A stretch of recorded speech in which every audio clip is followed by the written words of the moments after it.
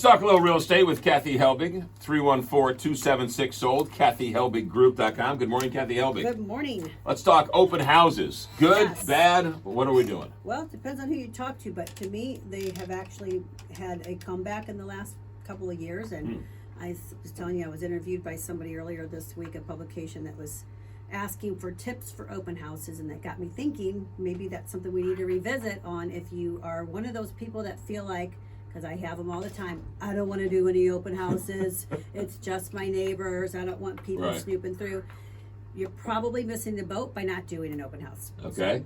So, gotta get over the fact that there are going to be people. There are going to be looky-loos. There are going to be some neighbors. I look at Kelly Jackson when I say that. I'm a looky-loo. I go and look.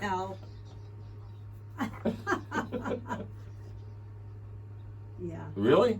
I do. Yeah. Yeah. Well, especially nowadays with cameras, everybody knows who came in and come out. You used to be a little more incognito to do it, right?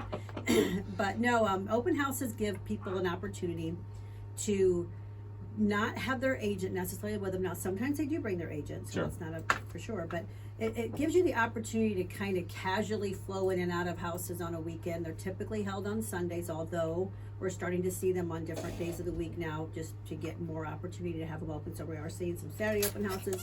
Some people will do some happy hour type in the middle of the week, Wednesday, Thursday, like dusk, 4 to 6 or something like that, catch people on their way home from work. And those tend to get a little bit of traffic. Sometimes those can be more neighborish because the neighbors see the signs and then come through there. But to me, if anybody's walking through your house, they have the possibility to tell a friend. You know, St. Louis, like we were talking about, everybody knows everybody. They're going to tell somebody, a house is for sale in my neighborhood. I know you're looking. You should come check it out. So having a neighbor come through is not necessarily a bad thing. Right.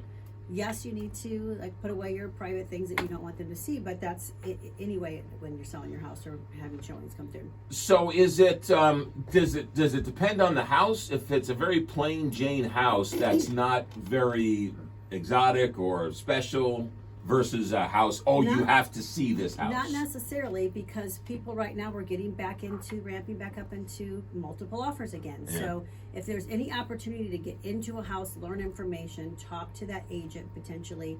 Sometimes the seller snoops around and you might even catch a seller or a neighbor to talk to.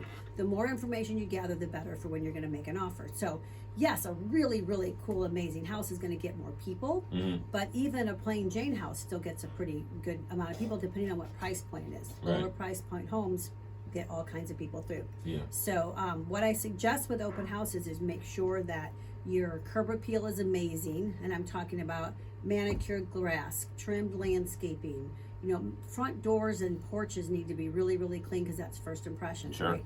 Every light on in the house, all your blinds open, play some music, bake those cookies or whatever. I love when you walk into a house and it smells like cookies. Isn't it? Yeah. See, it just makes you feel.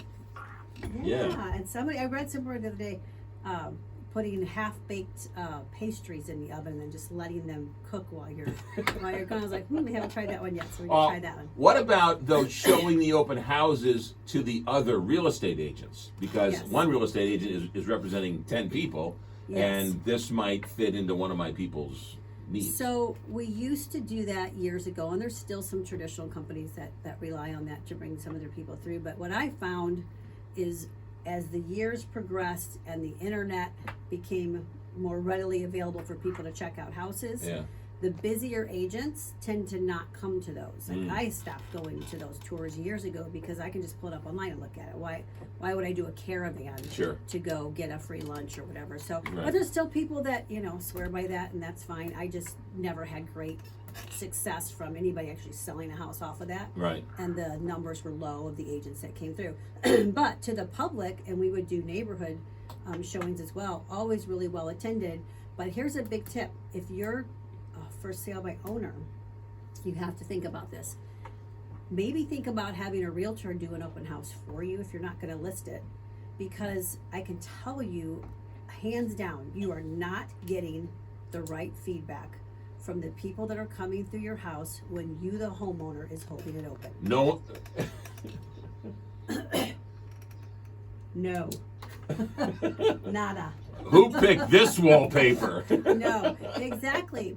It is hard, but also the people can't feel at home. They can't chit chat Yeah. with either their agent or their friend or you as the listing agent or you as the agent open house host. They will start talking and be like, gosh, what were they thinking with this wallpaper? I like it, but I really don't like this or that. So they start telling you the truth about the house, which you might be able to overcome those objections. But when you're the homeowner there, oh, it's just lovely. Right. Oh, yeah, you know what? Let me tell my husband about it. I've got to bring him back. And then they leave and you're like, they're excited. They love it. They're going to tell their husband, we have one on the hook. So true. It's so true. It is so true. You're really not going to get the type of open house that you should get and get the feedback out of it, because it really serves two purposes. It's getting the most amount of people as you can in for exposure. And then while a buyer is there, if they're interested and there's other people walking around that house, that shoots up that buyer urgency really fast. That's what happened with me. Yeah. There was an open house on Saturday. See? Yep. I went and saw it, and I said, get out of my house. Yeah, you're like, ooh, all these people are buzzing around That's this house. right. Yeah, get out of my house. It's going to go quick. I better make a good offer, and I better make an offer now, right? That's what it does to you mentally.